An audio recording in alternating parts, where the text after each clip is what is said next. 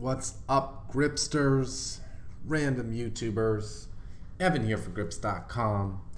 Continuing with my review of Joan Mordan's $13,155 win in the Double Deuce at Full Tilt Poker. This is win 1 of 2. The next series will cover his other run to the final table. Welcome to this final table. We've just had our first elimination and are down to 8 players. Going to go hand by hand, watch what's going on, and see what Joan did to book this win. Also see if anyone else did something terribly stupid, because it's always fun to see that kind of shit. Just before we get into the action, let's take a look at the stack sizes and positions of the players at the table so we can better understand why Joan chose the actions that he did. Remember, once you get to this point in the tournament, if you can move up the ladder and make more money for your efforts, it's a really good result. Joan's sitting pretty in second place. Nobody else is too short, but there are definitely some people he can apply pressure to. So the chip leader is Miss Aruja with about 120 big blinds. Mixer's sitting on about 30 bigs. X-West 40 bigs. Malak 11 bigs. Us with about 75, Julma with 45, Tilton Mofks, great name by the way, with 60, and Juddling Dog with, what do you got there, 25? Okay, so if nothing else, we definitely want to be in here longer than Malak, but the cards will dictate what happens. So against the other big chip leader, I think flatting here is the correct play. We don't want to get into a huge confrontation. And even though he could be raising like really wide, we can 3-bet him. And then what do we do if he 4-bets us?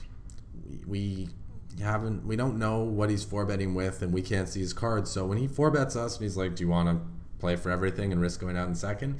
It's a really nasty position to be in. So rather than opening up the door for that, Joan just flats with the ace-queen suited. And when he whiffs, he folds the flop. Perfectly fine. All right, we got a reshove. Really good price for Missu. See what he's opening in early position. Pair of jacks. Just because we saw he has jacks doesn't mean he's only opening premium hands. But nice to see an elimination. Julma, unlucky. He's on a really shallow stack size. Kind of just has to go with it when he gets dealt a good hand there. Especially against the chip leader. It's painful, but these things happen. All right. Definitely could open it up here. King 10 in the cutoff's a strong hand, and you know, even though Miss is the chip leader, he's not guaranteed to play every pot. Betting here and checking back are both fine options. As long as Miss Raja is not going to be check raising too much, then I think betting is perfectly fine. And I think on this river we just have to fold. I was going to say on most rivers we should probably just check back. We've gotten 2 streets of value. We've charged his draws for 2 streets. No need to try to go super thin and get called by like 8-9 or 10-9. I think it's somewhat ambitious to think that a player could call with that, but the better you know your opponent, the more you can know whether or not you can go for those thin value bets and try to squeeze out those extra chips. Because great players will find those value bets. Great players will make great value bets. And I don't know if anyone's been watching this year's World Series of Poker coverage, but Yevgeny Timoshenko is an example of someone who finds these crazy thin value bets and gets the value. And I think Joan told me about this hand. Yeah. And he's like, oh man, Evan, I don't think you're going to like this. I folded ace-king. And yeah, I mean, it sucks folding ace-king, right? Like, what does the guy have? Probably has pairs, ace-king, maybe some ace-queen. But look at the situation. Look at our chip stack, and there's a guy with 9 blinds and some people with 25, 30 blinds. We can make a lot of money by just outlasting those players. So to take a 50-50 here is really not worth it. And it's great that this spot came up because it kind of hammers home the point more about the ace-queen suited earlier and why flatting it is such a good option, because you don't want to have this happen. Like we can't call. We have ace-king and we can't call. So is there any point in 3-betting the hand? maybe not. And that's only because of the chip stack. So here, like ace 10, we're just going to fold. Mr. Raja is showing that he's ready to play. He's ready to battle. And unless we're ready to battle, we probably just want to stay out of his way. And that's fine. You know, this isn't an ego war. This isn't a pissing contest. He wants to do all the dirty work and try to knock everyone else out of the tournament. We're happy to sit back, relax, and enjoy the show. Let's see what's going down.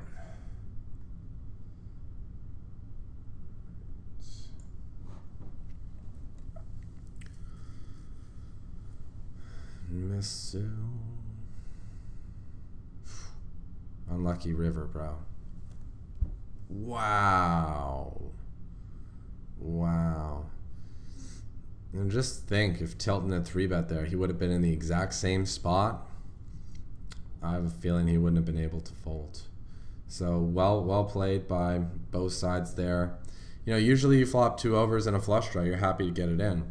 But on final tables, that's when you can be a bit more cautious and really think about whether or not it's worth it to take that gamble.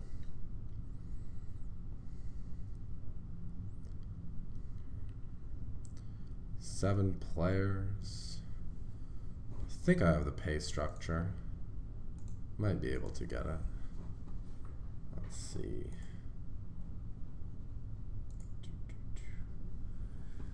Okay, yeah. 7th is 2,200, 3rd is 34, 49, 65, and then the big money comes in the top 3 spots. 9K, 12K, and 17.6K. So we see Joan taking his pot odds here. I think with the shallow stack opening, that's okay. The shallower someone's stack is, the less of a mistake you're making if you flop top pair and get it in. And we just kind of want to try to bust this guy so we can lock up another 1,200 bucks for ourselves and the rest of the table. So it's like us and Mr. Raja doing a little 2-on-1. It's okay. Nothing wrong with that. And Malak's probably going to have to get in there pretty soon. He's down to 6 big blinds. Let's see what happens.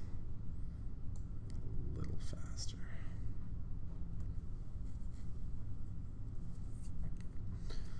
Mr. Raja just applying constant pressure. And when you have the big chip lead, when you have the runaway chip lead, that's pretty much what you should be doing. Taking aggressive actions almost as often as you can, taking the small gambles, and just trying to put people to really tough decisions.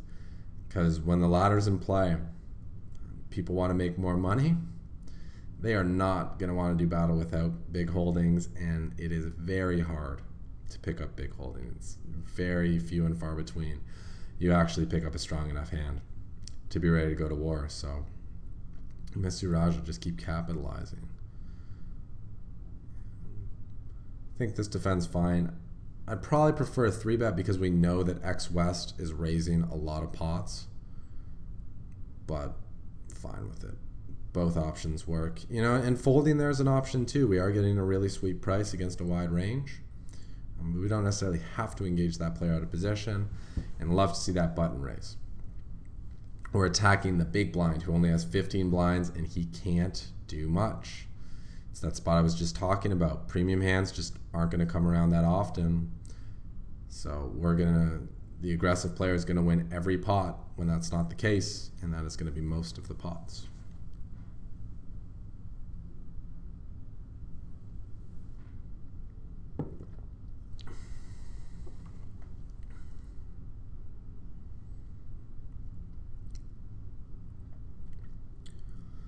So of course, any thoughts you guys have about this table, about this series, please feel free to throw them down in the comments.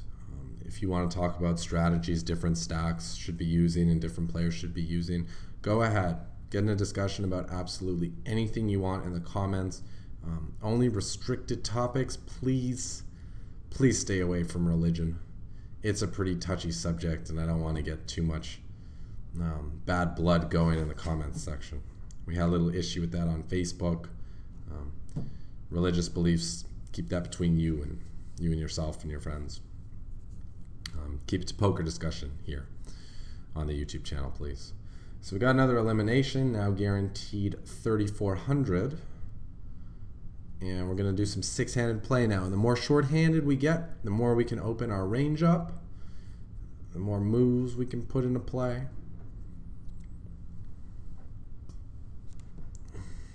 I know that the more seasoned players, please flat. Okay. They dream about this stuff. They wait for the opportunity to play short-handed. They're like nine-handed. Man, when's it going to be over? And that's when they really shine. And if you want to be a good player, if you want to make a lot of money, if you want to make money in tournaments, practicing short-handed is a really good thing to do because all the money is given out in short-handed play. Like, think about it. These people are playing nine-handed, 3-bet or flat. What would you guys have done and why?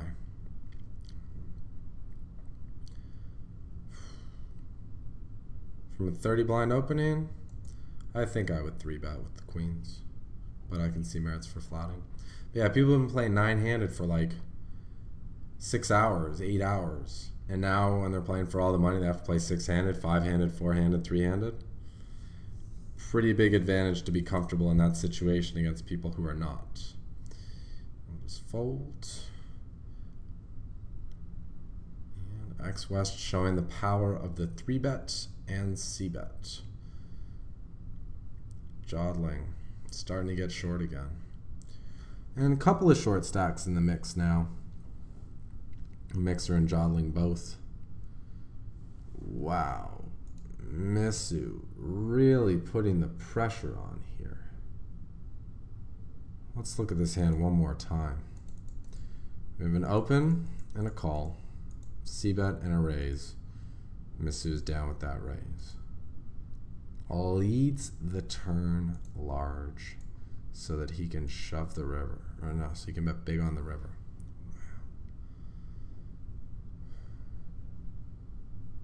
Great line for... Just trying to think, like if X West has a strong hand that could call like a queen, then he's just going to keep betting it on the turn. So if Mr. Raja has like a full house or a really strong queen, I don't really see much point in betting the turn. Likewise, if X West has a draw, then the best play would be to check the river. I understand leading out to charge those draws and get value from them. Don't allow them to do the free card play. But then on the river, you'd want to check. So Missu, I guess, should have like a good queen here or a boat. He has a weak queen. And not a huge fan of it. I could see, like, the guy's just not going to call you twice with like 9s or 10s when you lead turn, lead river. I think the turn lead is okay if we think X West ever has a flush draw, but the river should then be checked.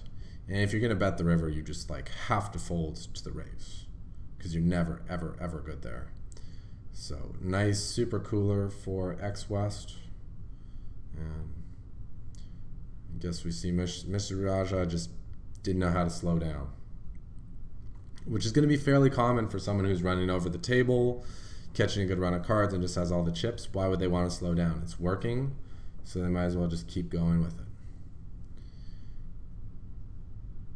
Okay. Spot where we can't really just get it in pre-flop, even though we know X West is 3-betting a bunch with some shorter stacks. So see the flop first, and I guess Joan decided he flopped enough equity that he was comfortable going with it and wanted to blow X West off if he had like 2 overcards or something. And I think that's okay. In a 3-bet pot, when you flop equity that good, it's just like, well, if you got me, you got me. I'm still going to be able to suck out a solid 40% of the time. 6 outs twice. No, it's a little less. Ooh. No pay jumps. About 30% of the time, which is pretty good. And that's only the times where X West actually has it. A lot of times he's just going to have overcards or total bullshit.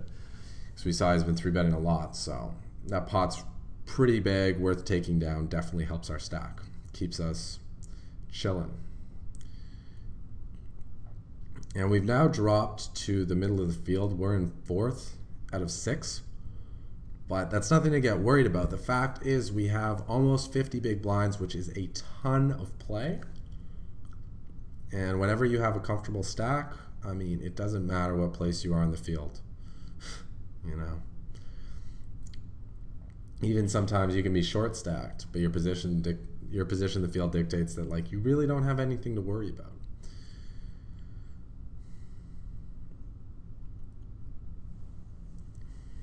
Mr. Raja, back to work. And keep your eye on Jodling Dog, because he's going to be a survivor. He's not going to give up, and he might just get there. So I think we're deep enough here. Anytime you're like 40 plus big blinds deep, you can go set mining, and betting this flop when check 2 is perfectly fine. Mr. Raja is probably going to bet all his hands that hit, so as long as Jodling Dog didn't catch a piece, we're going to be able to take it down.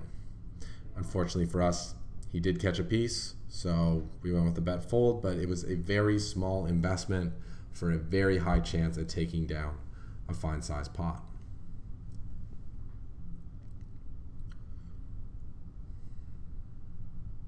Like to see some sort of defend here, be it a flat or a 3-bet.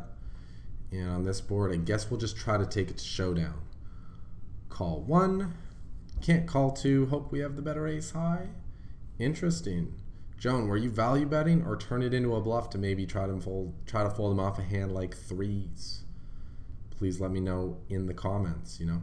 Maybe on that board we can get him to fold a better ace as well. And if that's the case, turning the hand into a bluff is definitely worth it. And this is a concept I talked about in one of the earlier segments of this series, is knowing when you have actual showdown value and when like you think you have showdown value but your hand's not very likely to be good. If you play to the showdown, he's opening the 8-7 offsuit from early position. Good to know. And in those cases, it's better to bet and turn your hand into a bluff. Give yourself an actual legitimate shot to win the pot by betting, where by just taking the hand to showdown, you're just like never ever gonna win. Okay, so we see he's opening that stuff, 7-8 offs. Now the question is, will he fold it to 3-bets? Mr. Raja has lost about half his chips. His confidence has to be a little bit shaken. So he's someone we could attack a bit more, but the fact is blinds have gone up. We only have 30 blinds now. We don't have as much flexibility as we did before, so we kind of just got to chill and wait it out. And how many blinds was that?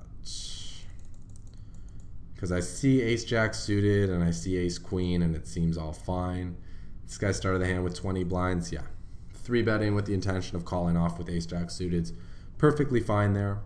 Definitely profitable. So long as Mixer is raising some steals on the button.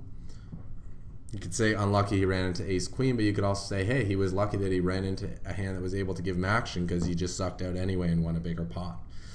There's many ways you can look at these things, but I think it's really just a cooler. And a nice result for X West, always nice. So now we're going to be the one protecting our stack, trying to tread water and stay afloat, while X West just 3-bets the shit out of everyone and just manhandles the table. I gotta say, from every time we've seen him in the mix, nice, get a little steal in there.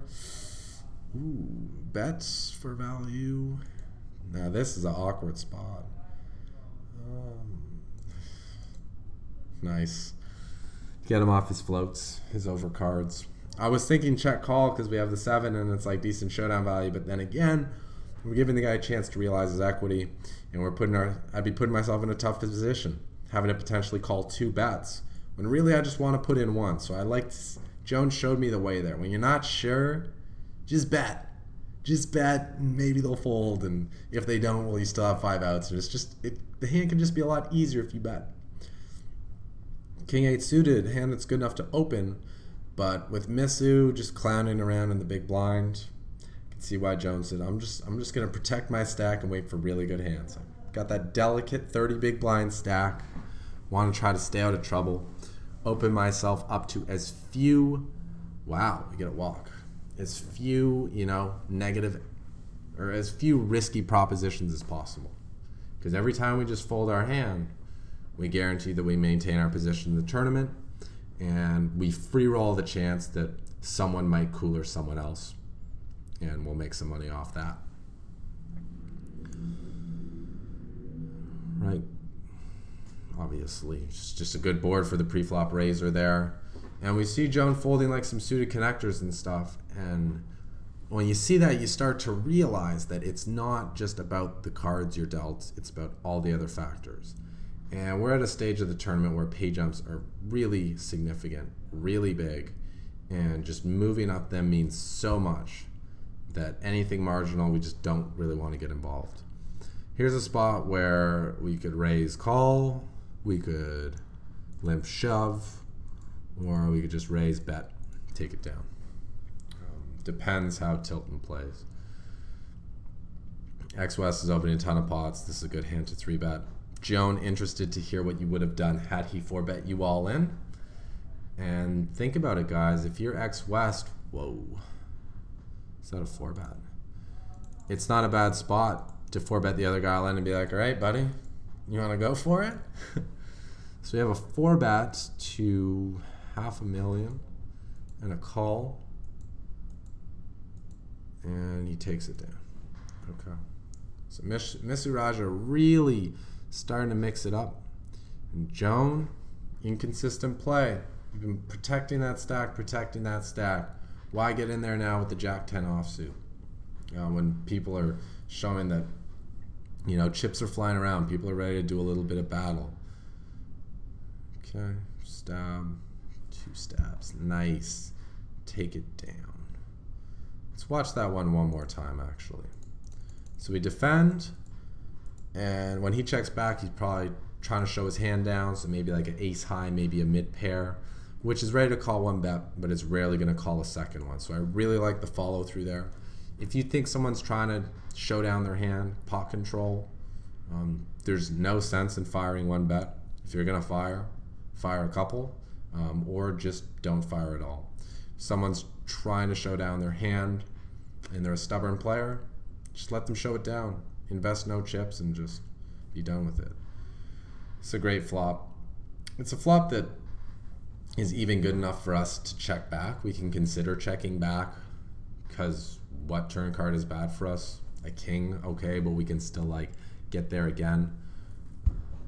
Here I definitely like appeal, and I really like that flop. We'll just click through one click at a time. Checks back, so we're gonna bet like 240K. Wow, good guess. And on this river, let's just go for big value. Could have an ace that he was pot controlling or a king, I guess. I guess I won't go too big. I'd probably guess about 480, 540. Joan goes for 400. Just because if you bet a little bit smaller, you can get called by a king here, not only an ace. When you bet on the bigger side, you only get called by an ace. Tilton just turned his hand completely face up, allowed us to value bet him really well. And I think he probably called fast too. It's worth considering in his shoes folding the river. But if we look at it, we just bet twice there with nothing last hand, so he's probably right to call down because we're capable of bluffing in that spot. So cool, this game, right? Like all these different nuances and things that if you factor in from one hand, you can make a better decision on another hand. It's so much info. You just gotta love it. All right. And what is going on here to the test? God, one more time. So it's a flat. Wow. Could definitely have missed flush draws as well as straights. Went for the value bet with 2 pair. Ooh! Ooh, kings! That's tough. Can't play it any other way. Maybe he could bet bigger on the turn. Just try to shut those hands out, but, well, if he wasn't tilting before, tilting Mofks, he's definitely tilted right now. That's a sick hand. Just to lose with kings to 7-6 offsuit. Like, what? Can't believe it. And X-West doing a great job, just applying pressure, knowing that juggling can't really call because tilting's so short. You know, you don't want to go out fifth when you're guaranteed to be out, to be able to make fourth by just chilling for an extra $1,600. $22 buy-in, yeah. Ace King against Jack Queen, hurts, don't it? Hurts. And X-West did the right thing there. Price was very good. In fact, we'll look at it one more time. He's getting 1.72 to 1. He needs 37%. Do I need a stove it? Sure. I'll do a stove just for the real noobs who somehow found themselves at part 5 of this series without watching parts 1, 2, 3, and 4. So you got 35. Well, it's a slight losing call. 36%. We need 37. But that's if he only has Ace King specifically. So X-West can afford it. He's getting a great price. He's just trying to make that money, eliminate one more player, and put himself in a position to win this tournament. So now there were 4, and we're comfortable. Jodling's super short at 11 big blinds, and it looks like he's about to be a little bit shorter. It's a flip. Ooh. Good game, bro. And at this point, three-handed, the players made a deal. We chopped it up with, I believe they left some in the middle because I'm looking at the payouts and I saw Missouri got 11,000, X-West got 14,000, and Joan got 13. So I'm guessing they chip chopped it and left like 3K in the middle to play for. So yeah, and Joan's gonna end up running it. So they did make a deal, and at that point this video is starting to hit on the upper side, so I'm just gonna put it on max speed and allow you guys to enjoy the show. This is how Joan closed it out. I don't think it'll be that long. Actually, okay. We'll slow it down. Slow it down.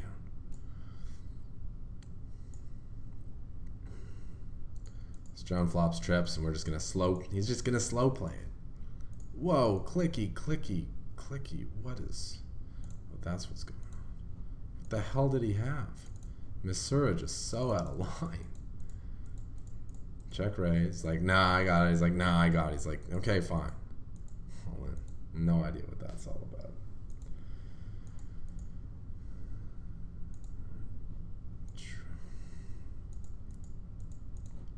Raise and take.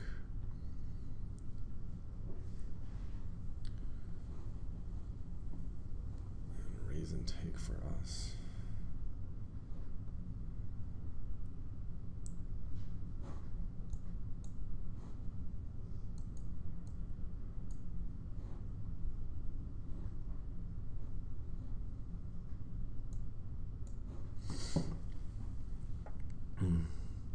So at this point, if you make a chop and you leave something to play for first, you should have no fear about going out in second. Because the difference between third and second is 0. You have absolutely nothing to lose by going out in third. So if you can find a spot to take a flip, maybe a close gamble, a 60-40, it's definitely worth taking if it's going to give you a reasonable shot to actually win the event. Because moving up at that point has no value, and therefore like being in the tournament as like a shortish stack doesn't have that much value. Whereas giving yourself a chip stack where you can actually make something happen, do some damage, that's worth it. So at this point, if you're in here, be willing to gamble. Wow, a sick value bet from Joan. Did you know you were value betting, sir, or did you think you might be bluffing? Miss you. What a calling station, this guy. I don't think it'll be much longer before we see the end of him.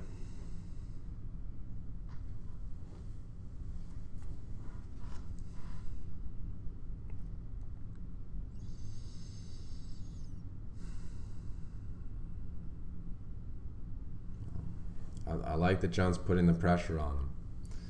Let's see that Misu. It's ready to battle. And here, we're definitely going to call X-West 3-bet. We're three-handed, 10-9 suited, super strong. And when he gives us the reins here, betting the flop for value is definitely the play.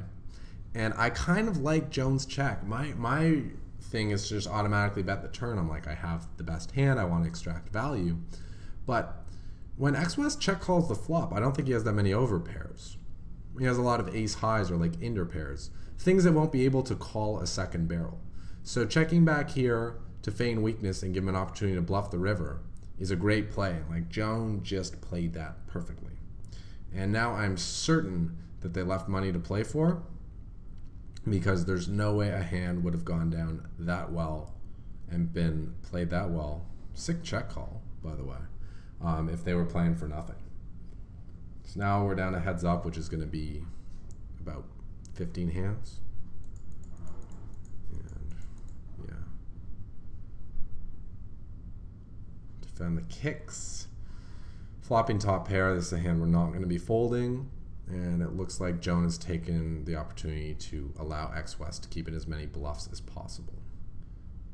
And interesting that he turned that hand into a bluff. We see X-West, he is mixing it up. He is clowning around, but it's gotten him this far. It got him a huge deal in the chop.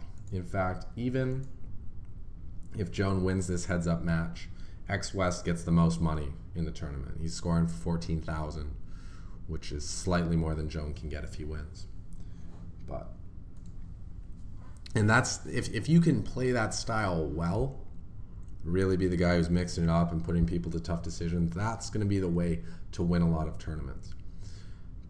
But if you play that style poorly, it is a great recipe to burn money faster than you ever thought was humanly possible.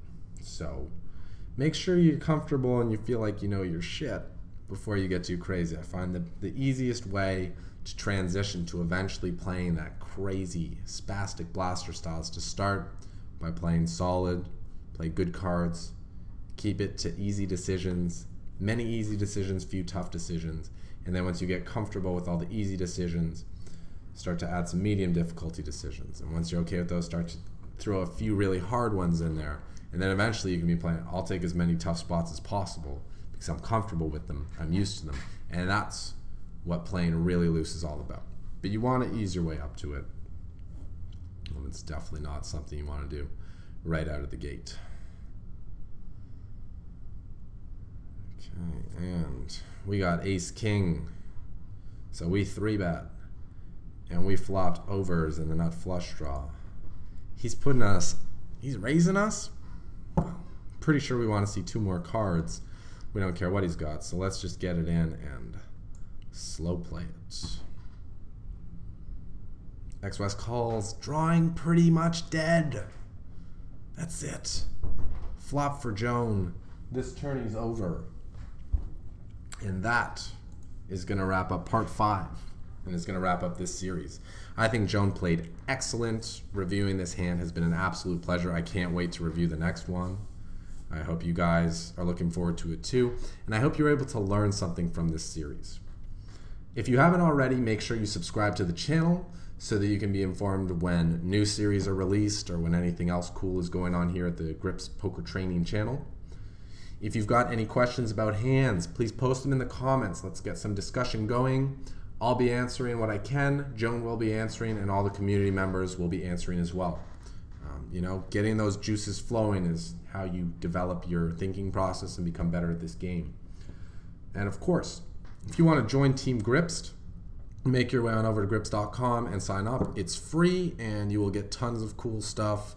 I would tell you what you're getting, but it's going to change every month, so I just promise you it's goodness and lots of it. It's been my pleasure reviewing this hand history. I can't wait for the next one. If you have one you'd like reviewed, please send me an email, evan@grips.com, with the hand history, and I'll give you some more instructions about how you can give yourself the best odds of being the guy who gets his hand history reviewed on the channel. So this has been Evan for grips.com. See you for the next series. In the meantime, take what you learned, go out there, and get stacking.